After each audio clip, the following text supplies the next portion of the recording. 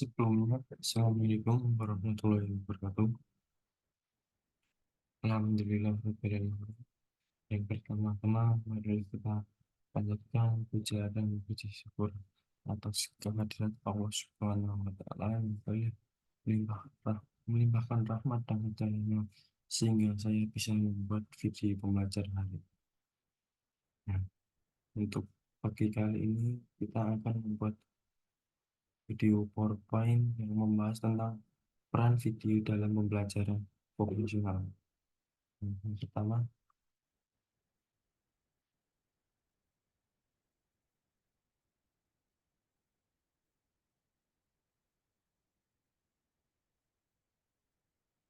perkenalkan nama saya Aidan Fauzia, mahasiswa Fakultas Teknik UNJ, jurusan Pendidikan Teknik Mesin, dengan NIM 2250324116.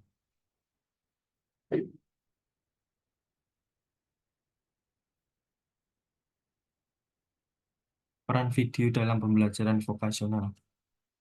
Nah, ini ada gambar contoh pembelajaran vokasional, peran video yang lebih jelasnya peran video dalam pembelajaran. Pendidikan vokasional memiliki peran penting dalam mempersiapkan peserta didik untuk memasuki dunia kerja dengan keterampilan praktis yang relevan. Penggunaan media pembelajaran video telah menjadi bagian integral dari metode pembelajaran vokasional yang inovatif dan efektif dalam era teknologi yang terus berkembang. Media pembelajaran video memberikan peluang baru untuk memperkaya pengalaman belajar peserta didik dan meningkatkan pengalaman mereka tentang keterampilan praktis yang diperlukan di tempat kerja.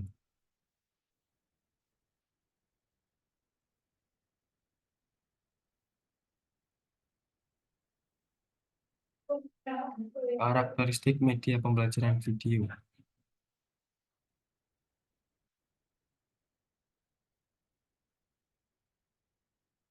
Pertama, ada visualisasi yang kuat. Video memungkinkan penggambaran visual yang mendalam dan detail tentang keterampilan praktis yang harus dikuasai dalam bidang vokasional.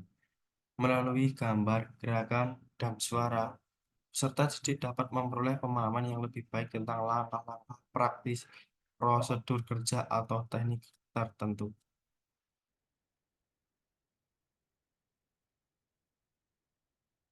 Yang kedua ada fleksibilitas dan aksesibilitas. Peserta didik dapat mengakses video kapan saja dan di mana saja sesuai dengan kebutuhan mereka. Hal ini memungkinkan peserta didik untuk belajar secara mandiri dan mengikuti ritme belajar mereka sendiri.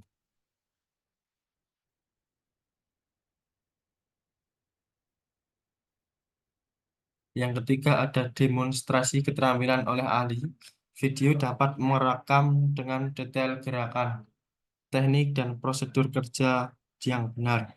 Melalui demonstrasi oleh ahli ini, peserta didik dapat mengamati dan mempelajari keterampilan praktis dalam konteks nyata.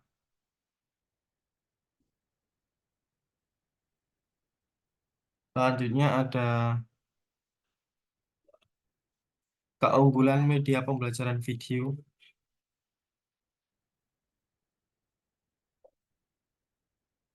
Yang pertama ada visualisasi yang kuat, yaitu media pembelajaran video memungkinkan visualisasi yang kuat tentang keterampilan praktis yang harus dikuasai dalam pendidikan vokasional. Peserta didik dapat melihat secara langsung langkah-langkah praktis, prosedur kerja, atau teknik tertentu melalui video pembelajaran. Yang kedua ada meningkatkan keterlibatan peserta didik. Pembelajaran video menawarkan pengalaman pembelajaran yang dinamis dan interaktif yang meningkatkan keterlibatan peserta didik. Kombinasi antara visual, audio, dan animasi membuat proses pembelajaran menjadi lebih menarik. Yang ketiga ada praktis dan realistis, yaitu pembelajaran berbasis video yang memberikan peserta didik pengalaman belajar praktis dan realistis. Video dapat menampilkan simulasi atau demonstrasi yang sulit dilakukan secara langsung di dalam kelas.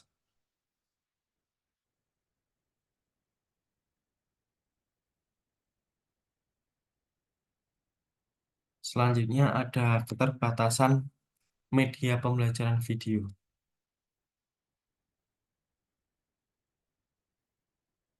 yaitu keterbatasan interaksi.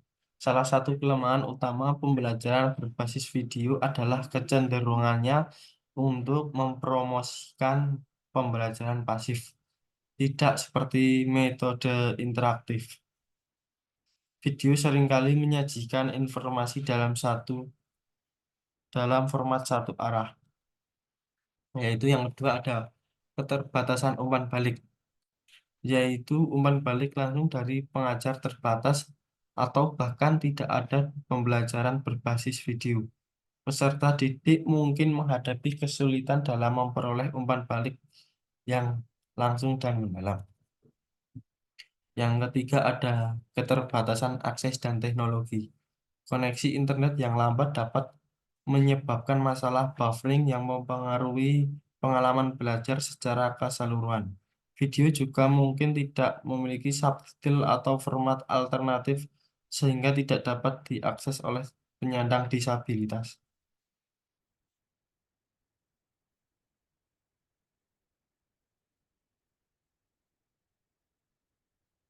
Selanjutnya ada ragam dan bentuk media pembelajaran video, yaitu yang pertama ada video tutorial. Video tutorial digunakan untuk memberikan instruksi langkah demi langkah tentang bagaimana melakukan suatu tugas atau keterampilan secara praktis. Yang kedua ada video simulasi. Video simulasi digunakan untuk mensimulasikan situasi atau lingkungan nyata dalam konteks vokasional. Yang ketiga ada rekaman praktik. Rekaman praktik adalah video yang merekam demonstrasi atau contoh praktik yang dilakukan oleh ahli atau praktisi dalam bidang vokasional tertentu. Yang keempat, video studi kasus. Video studi, video studi kasus digunakan untuk memperlihatkan situasi atau mempermasalahkan nyata yang dihadapi dalam bidang vokasional tertentu.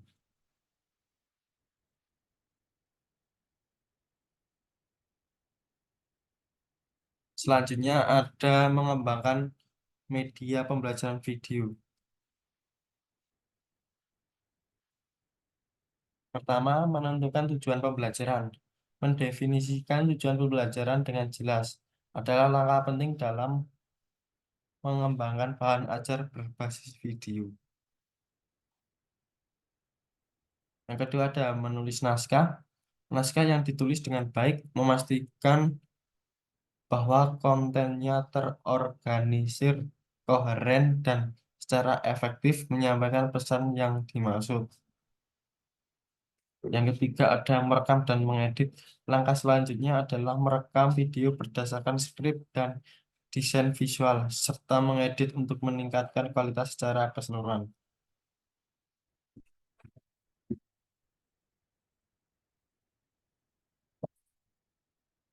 Memaksimalkan efektivitas video pembelajaran. Yang pertama ada tujuan jelas, pastikan tujuan pembelajaran video jelas dan selaras dengan kurikulum serta hasil yang diharapkan.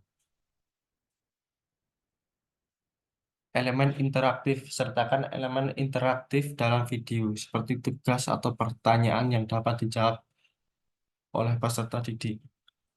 Umpan balik. Yang ketiga ada umpan balik, sediakan mekanisme untuk memberikan umpan balik langsung kepada peserta didik selama atau setelah menonton video. Yang keempat ada perbaikan berkelanjutan. Lakukan evaluasi dan perbaikan secara berkala berdasarkan umpan balik peserta didik.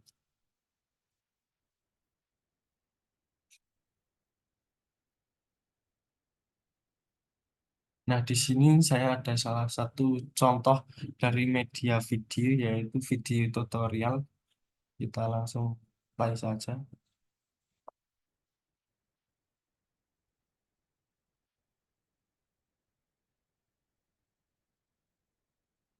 Halo semuanya, selamat datang di channel YouTube Harum. Kali ini Harum mau membagikan tips dan tutorial bagaimana cara membuat halaman yang berbeda di Microsoft Word dengan mudah, secara otomatis, dan gampang.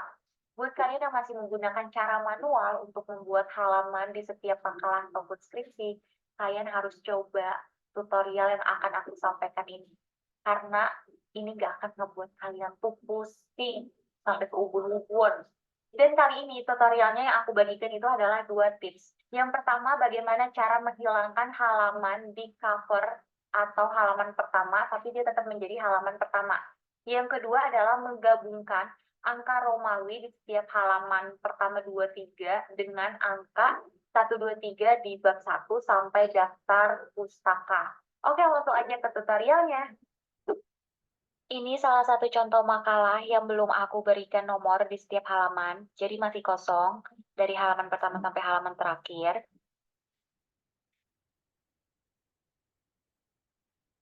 Oke, langsung aja kita berikan nomor di setiap halaman. Pertama-tama kita klik Insert, Page Number, Format, pilih nomor Romawi, kemudian kita okekan.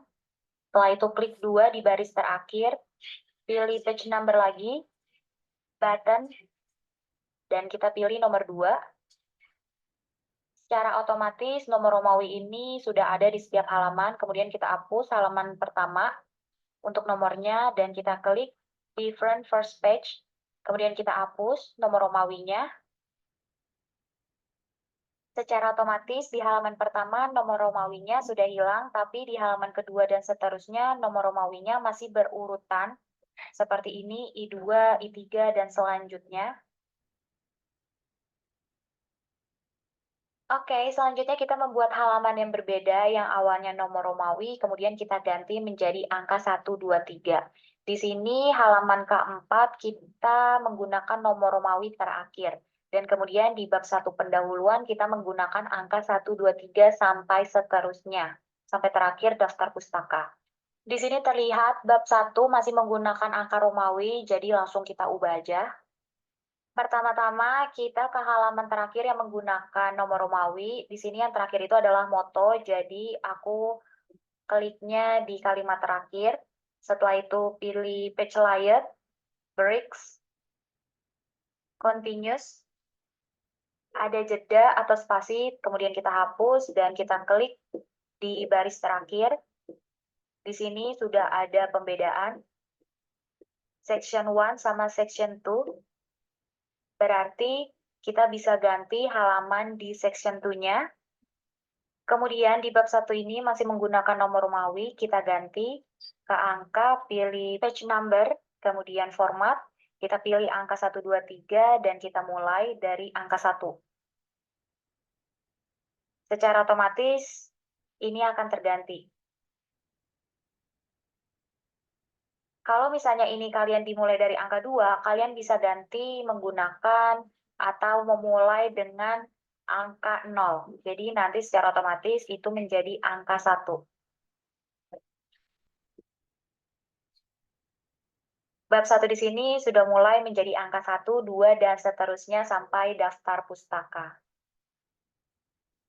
Sudah secara otomatis dari halaman pertama sampai halaman terakhir ada nomornya. Jadi kalian nggak perlu menggunakan secara manual memberikan nomor di setiap halaman. Apalagi yang biasanya kalian lakukan adalah membeda-bedakan file, karena satu file dengan halaman yang berbeda pun bisa kita lakukan. Tips dari aku untuk kalian yang mau memberikan nomor, lebih baik digunakan di akhir setelah kalian sudah menyelesaikan sampai bab terakhir. Dan setelah itu kalian tinggal edit-edit aja dan nambahin nomor-nomor halaman. Setelah itu merapikan setiap bab per bab. Ini dia hasil pemberian nomor halaman secara otomatis yang dilakukan dari cover sampai daftar pustaka. Oke guys, itu dia tutorial dan tips yang bisa aku bagikan. Gampang kan? Semoga bermanfaat dan bisa kalian aplikasikan di setiap pengerjaan tugas kuliah ataupun sekolah kalian. If you like this video, don't forget to subscribe, like, comment, and share. Dan sampai ketemu di tips dan tutorial berikutnya. Bye-bye!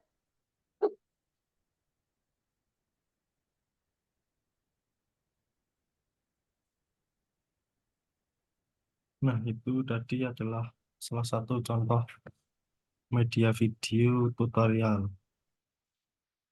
Saya next lagi.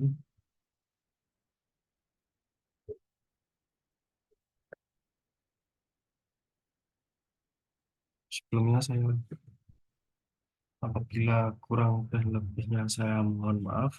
Wabillahi taufiq wal hidayah. Assalamualaikum warahmatullahi wabarakatuh.